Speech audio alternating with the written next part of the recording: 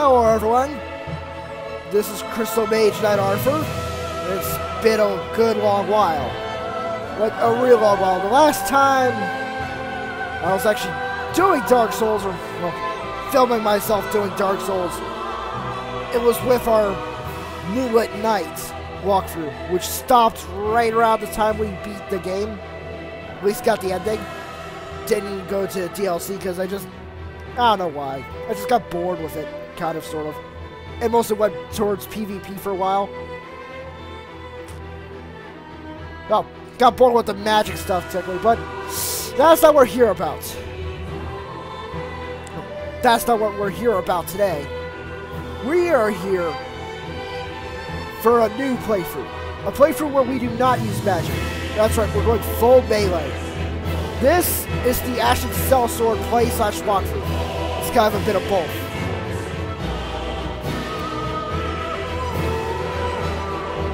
Okay, I have massive blanking, but let's start the game.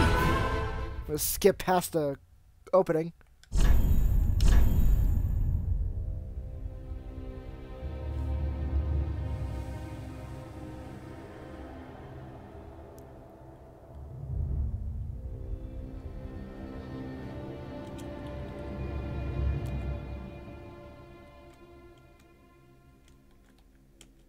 Go with Sellsword Arthur. It's within a character limit because 16 characters, including spaces. Can't go with Sellsword Artorias, Latin version of Arthur, but for our class, we want to pick Mercenary. Why? Because Sellsword Twin Blades, one of the best dex weapons in the game. This in terms of PvE. Because this thing will melt bosses if you build it right. We're going to pick Starless Soul. Why? Extra souls for early on. Let's slow to our favorite. I created that beforehand, but okay, character's done, and now we're gonna begin. For this episode, we're basically going to be going to Firelink Shrine.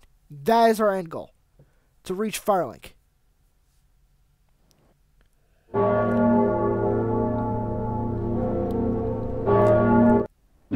Rise from the grave. And now we're in the Cemetery Ash. First, we're going to two-hand our weapon. Our weapon's a paired one, so when you two-hand them, you get to use them both at the same time. But use LB, because LB is our bread and butter.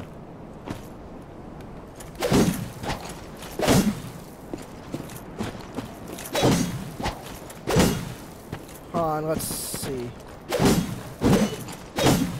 Okay, I think it's the same no matter what. Same combo. Yeah, we use regular attack. We use basically all the controls.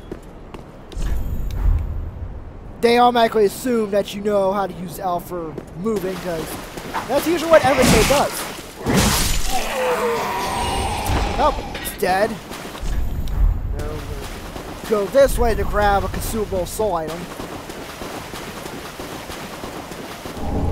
Solve the certain corpse.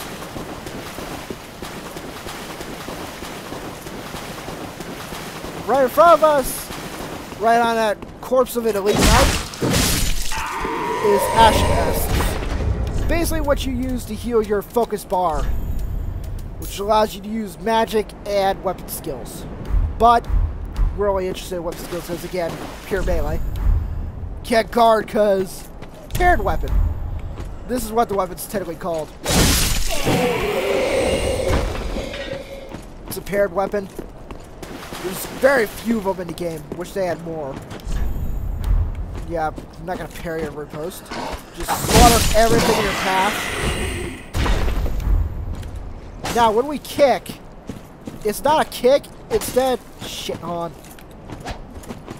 It's a cool-ass backflip, which I wish could damage enemies, but I don't think it can. Hold on, let me test it.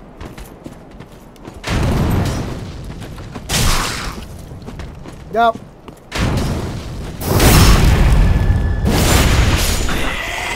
Oh, I think I might as well do a backflip.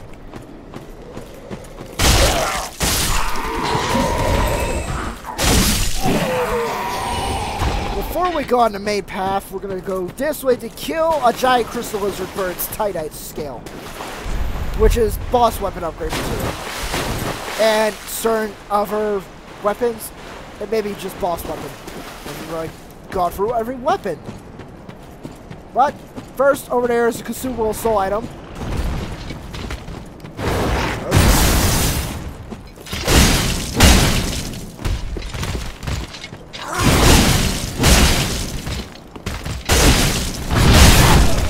And riposte. There we go.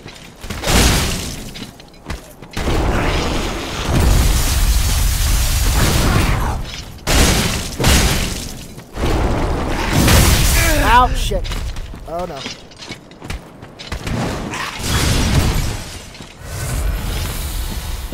Okay, so just gotta keep it from getting us into a portal.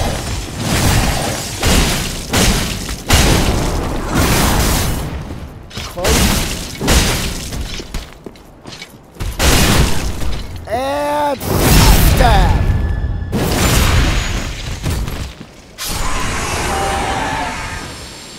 So we'll grab ourselves tie net scale. And soul of an unknown traveler.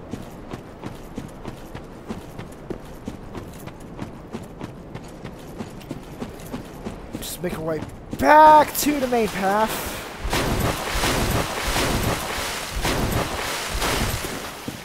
And to the first bonfire.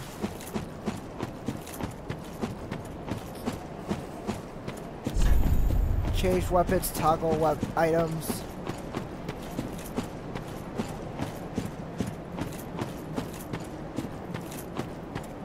Now we turn around and see Lothric Castle, whose corridors we shall be exploring soon.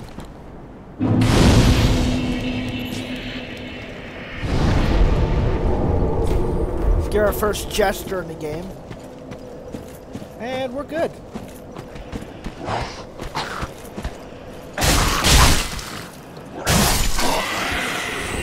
So this is the strong attack.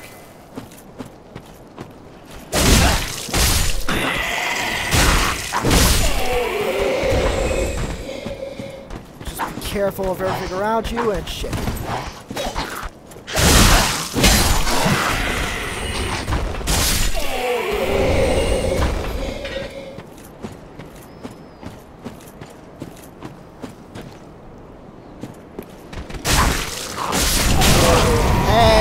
My fault. Oh, let's just grab the fire bombs from that corpse and Fading Soul. This gives us 50 souls. Make our way back up. And turn this way. And we're going to jump. Which, thankfully, jumping is like Dark Souls 2. A lot better than Dark Souls 1, but Remastered allows you to rebind the button so you can make it like Dark Souls 2 and 3. And let's do plunging attack. I wish it was a bit more epic. But that works too. Murder everything.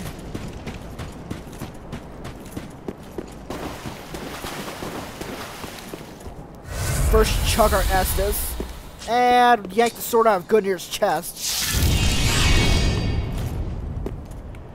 And while he wakes up,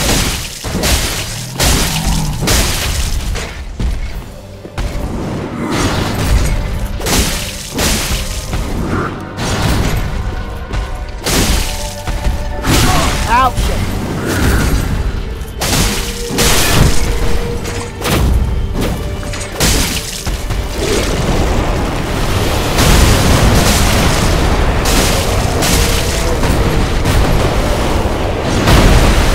Now, phase 2, just keep circling around him and mowing him down with elbows. So, we got a coil sword, and as you can see, boss killer, even while unupgraded. Now, basically, this phase, the tips for it is hug his butt. Watch him. It's basically tips for every boss battle, but usually general idea is hug the booty. Watch their movements. Don't overextend yourself.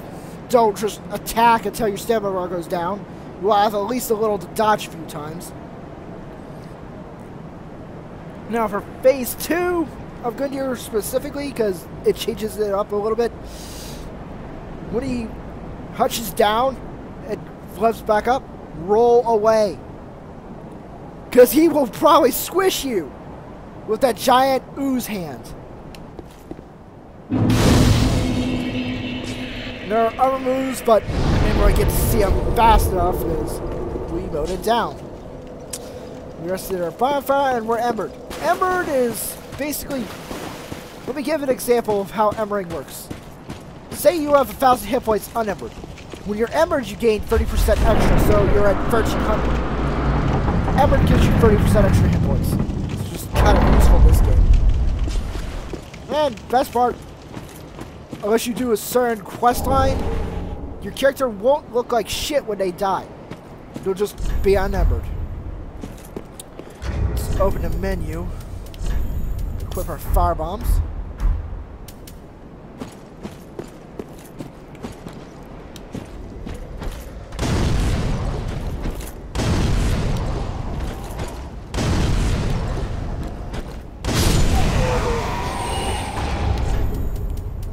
Okay, let's unequip them so we can trade one in later. There we go. Now go around this way, the crab, the homeward bone. Basically, we can warp back to any, well, to the last bonfire we were at, or the shrine bonfire. Kind of a neat addition that allows you to warp back to the shrine bonfire instantly. But it does present a little problem, mainly in terms of NPCs we rescue, because they can apparently just get out of their situation at any time, because they have homeward bones. But enough about that. Shit, hold on. Oh, that works. It's dead. Then we make our way up the stairs. Turn to your left. And kill these two. They're annoying.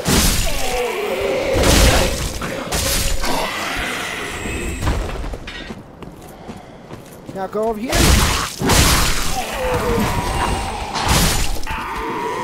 There we go. Nope. It's a shame they don't drop the longsword. That would have been nice to get it really early game. But the enemies in the high wall of Lothric do have the chance to drop the longsword. Straight sword. Let's go over here.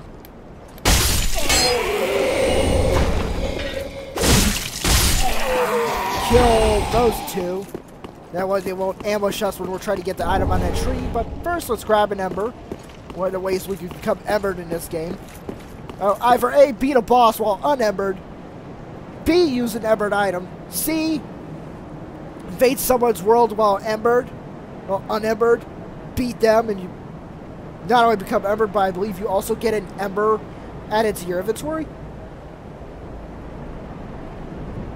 Help someone beat a boss when you're summoned to their world while you're unembered. I believe it also grants an ember item regardless.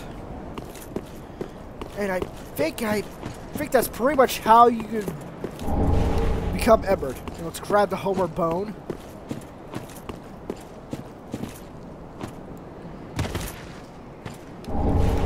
Grab our second ember and dead dog. Dogs are the most annoying enemies in this game. I'll say it. They are the most annoying. They also have this unique ability called teleporting bullshit. So basically, first thing you want to do if you don't want them teleporting right behind you, murder them. And we get the East-West shield. Now we're going to go up the stairs and kill that guy to get a sword. A katana that's useful for dex builds. Or any, well, yeah, dex builds. Basically, that's the first katana we'll get in game called the Uchi katana. You also get his armor, which is just rags.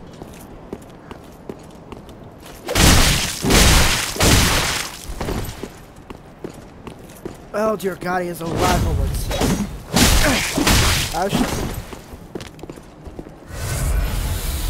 Okay, so we are bad at this. Come on.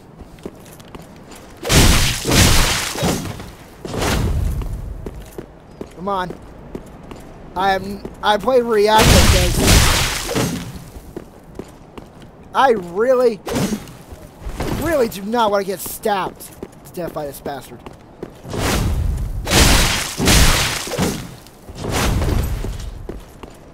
Funny how he backs away after several hits.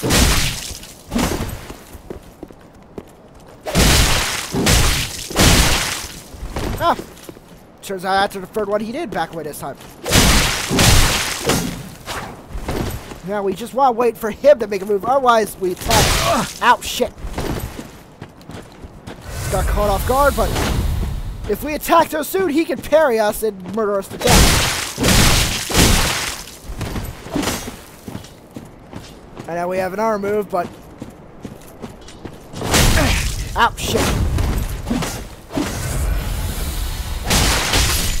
Well, that works.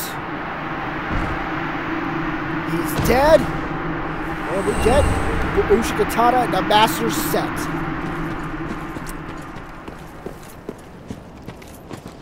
With all that out of the way, let's head into Firelink Shrine proper.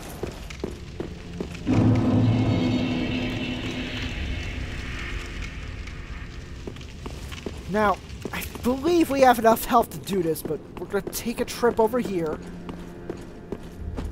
This will come back when we get invaded by another player. And I think we have to die to get the giant seed. Basically, you pop that while someone's invading you, and the enemies will attack the invader as well. I believe the enemies will still attack the invader if they're mound makers. Could be wrong. Scrap soul, deserted corpse. We'll get the key to open this, but requires 20,000 souls. Now, we can jump off that tree onto that ledge to get to most of that roof early on without having to need the key, but it requires a lot of timing. And I think it also requires us to be naked.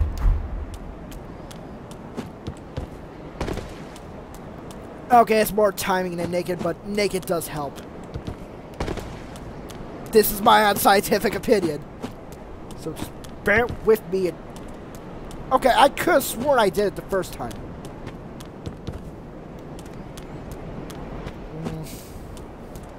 Let's see.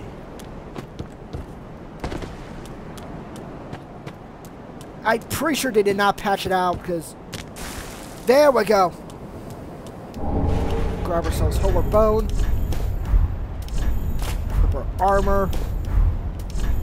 Oh. I am tasting a lot of disgusting shit. Oh.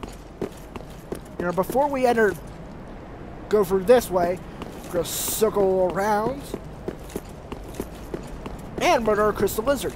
Now, if you don't know about this, the first crystal lizard you will face, the little tiny normal ones from the other two games, the first type crystal lizard you'll face is in High Wall of Lothric.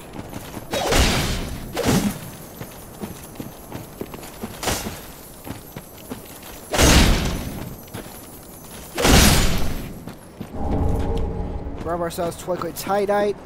Just circle back around because frankly I am not going to attempt jumping off the tree over and over again.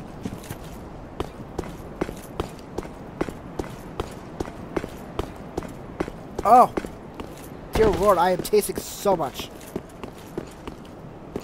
Now, we're going to end up meeting the crow character of this game. Or characters. Forgot what the one with Dark Souls 2 was. Or was. I know that this one is Pickle Pea and Pupper Up. Yeah, that's what they named the crows. Yeah. We know who you are.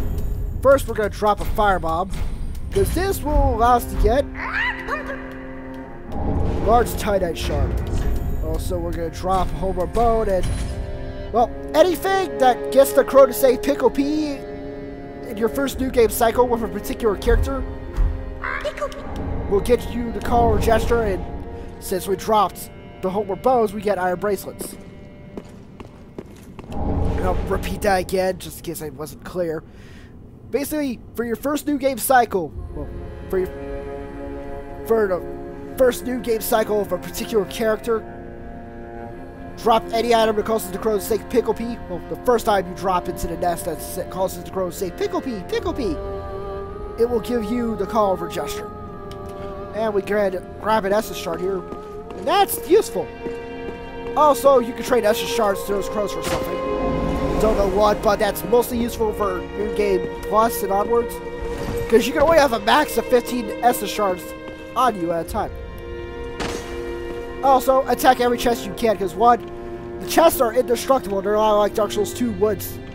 Dark Souls 2's wood chests, where you can destroy them really easily.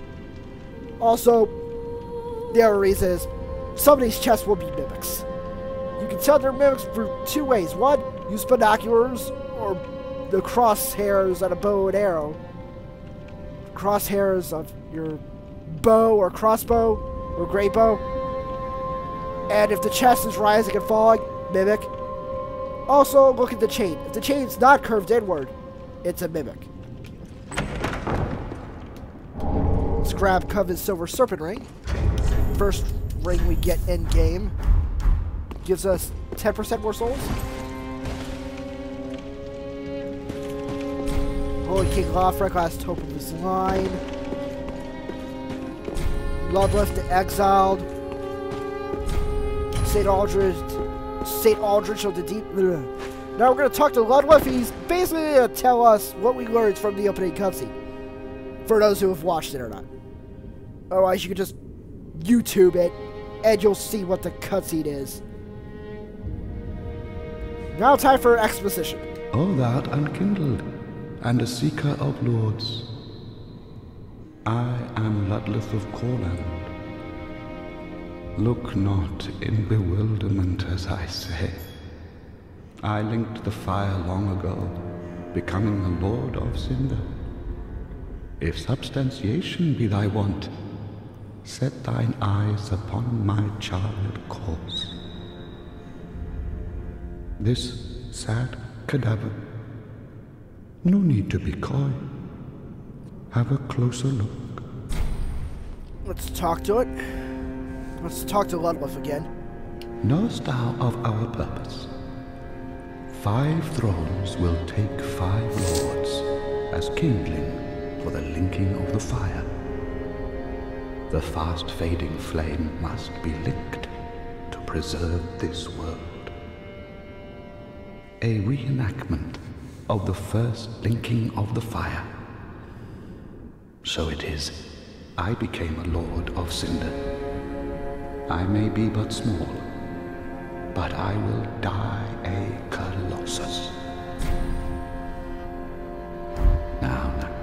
So basically the idea is beat the other Lords of Cinder who, understandably, I would say, are not wanting to return to their thrones to be set on fire again, to lick the fire. Basically drag the other Lords of Thrones back here so we can lick the fire, because the fire is so weak and requires basically 5 people to do it.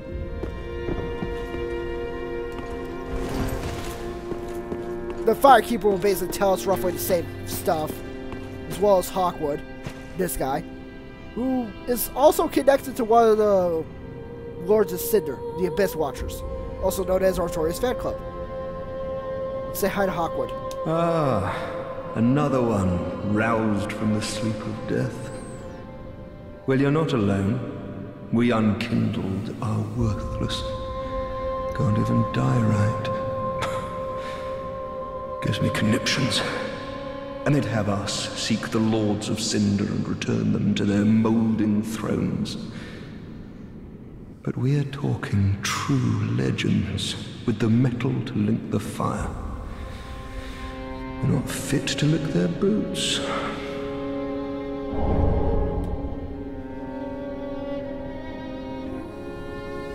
Don't you think?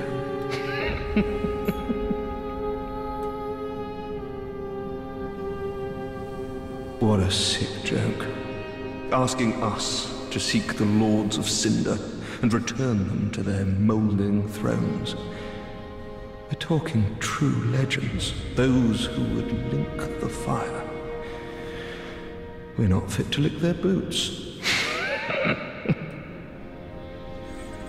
So basically, I killed were failed Lords of Cinder.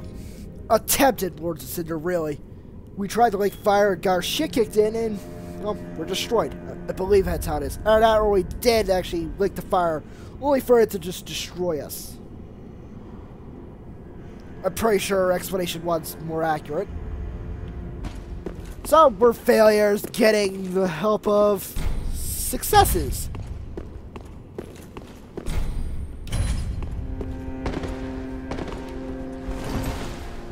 Now, I say the most compelling two Abyss Watchers that are the most compelling in terms of quest lines with NPCs are Aldrich and Yorm. Particularly Yorm is kind of heart-touching in a sense.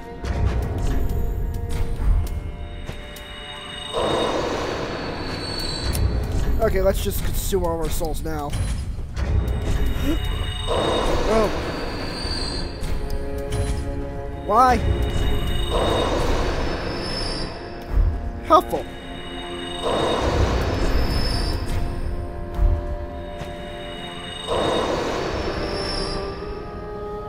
Okay, we got 12,000. That should be helpful for now. Alright, let's talk to Andre, the blacksmith. Well, a newcomer, I see. I am Andre. I serve at this shrine as a humble smith, forging weapons. You're in search of the Lords of Cinder, I trust. A toilsome journey, I'd wager. You'll require good arms. Let me smith you weapons. I am a smith, such is my purpose. So, here's what we can do for now. Reinforce, we don't have the materials. Infusion, we only have 3 infusions. Refined, which is quality build infusions. Raw gem, which basically ups your damage, but the scaling is gone. Fire gem is like raw, but you can do fire damage. Now, in order for Andre to, in order for us to have more fusion options, we need to give Andre more coals, which we will find throughout the game. The first one, I believe, is Farron Coal.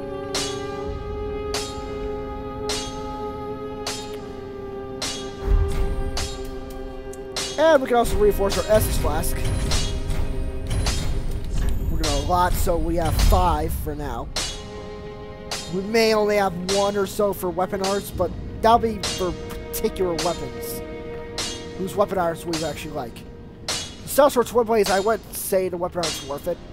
Repair equipment, God, this is only useful like during PvP, and your shit actually breaks. Because bonfires will basically restore your weapons to full durability, for the most part. This is only useful if your shit fully breaks. There's chances of it happening in PvE, but very rarely.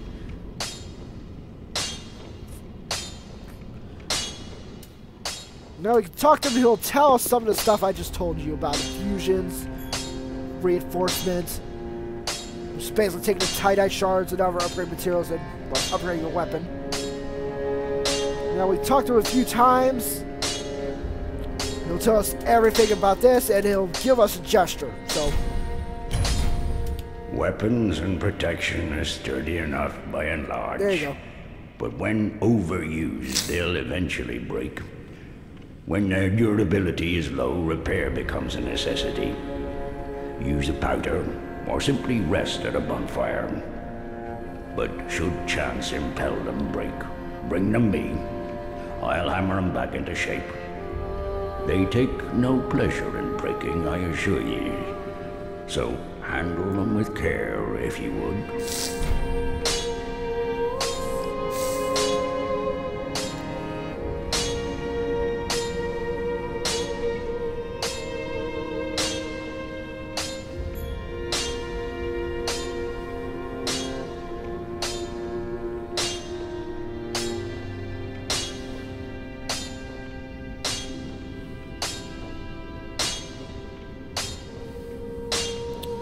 There are 2 ways to smith weapons. Simple reinforcement is one, and infusion the other. Reinforcement is straightforward. It strengthens a weapon without altering its property. Infusion is a more advanced form of smithing that infuses an element. Reinforcement requires titanite, and infusion requires gems. Bring the stones, and I'll do the smithing. It's my purpose, after all. In battle, your weapons are your only friends.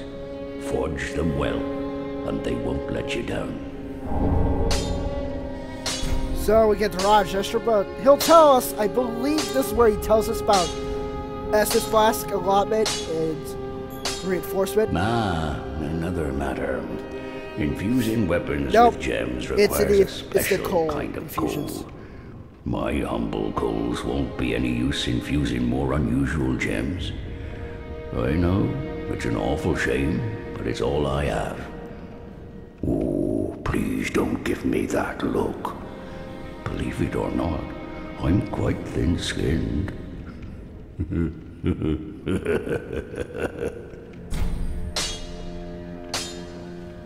Oh, by the by, there we go. If you find any Estus shards, bring them here. They can be used to reinforce either of your Estus flasks. Without those flasks, you'd want for life or focus. And they'll always stay with you. Why not treat them well? Huh?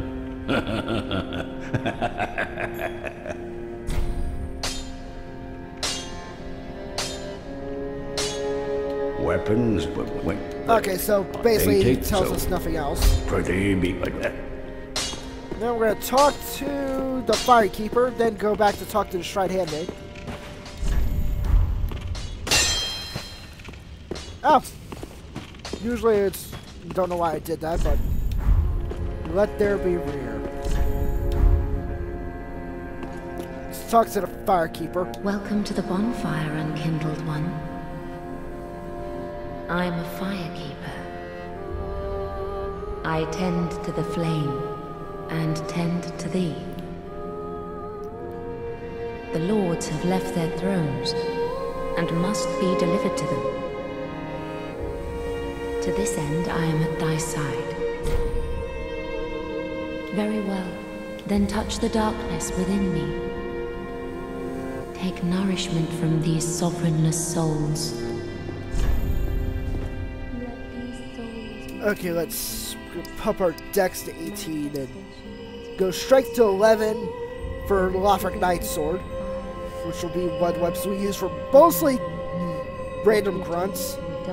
For tougher enemies and bosses, why for A, just sit back and spam arrows, or B, just ripped up the shreds with Sellsword Twin Blades.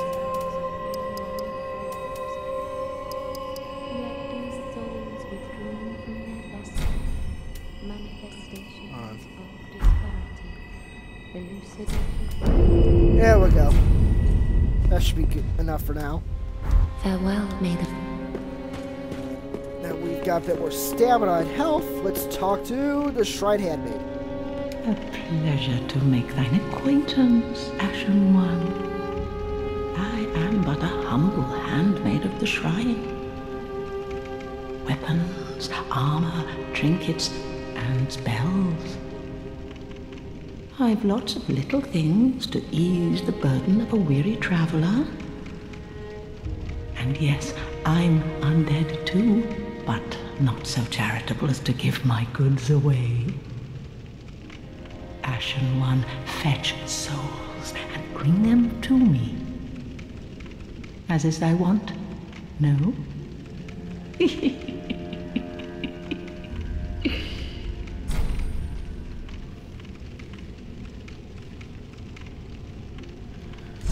So let's just purchase first Whiteside Soapstone and Torch.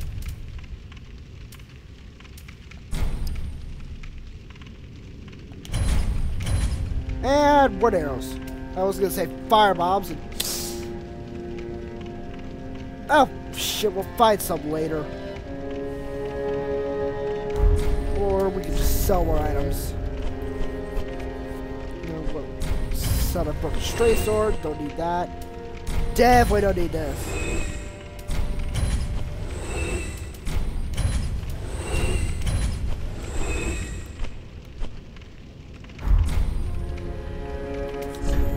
that, we're gonna purchase.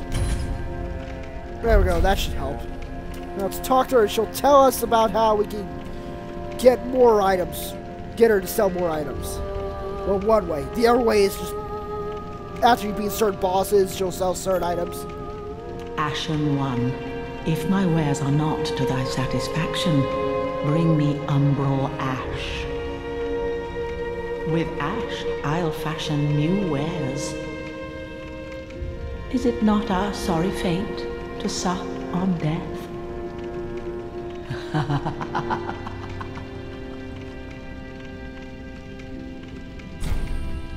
Ashen One.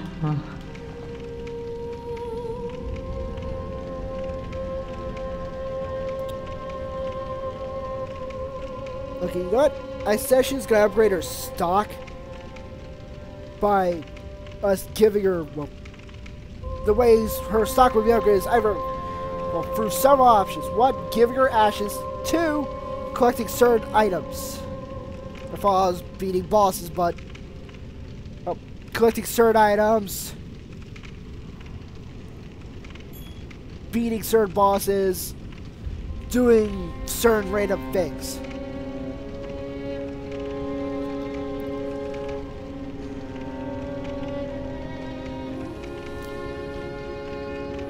Alright. Enough awkward silence. Now let's talk to the Firekeeper again. Ashen One, produce the coiled sword at the bonfire. The mark of ash will guide thee to the land of the Lords, to Lothric, where the homes of the Lords converge. Okay, so we're technically not in Lothric right now, apparently?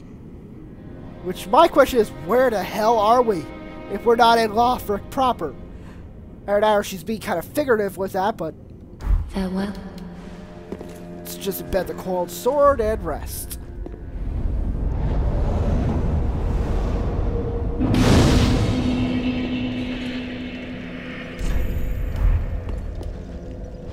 There we go.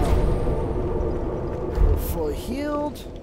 And let's just get rid of the Ashen Estus. So that's it for this episode. The next one, we shall explore the High Wall of Lothric. How far will we get through it?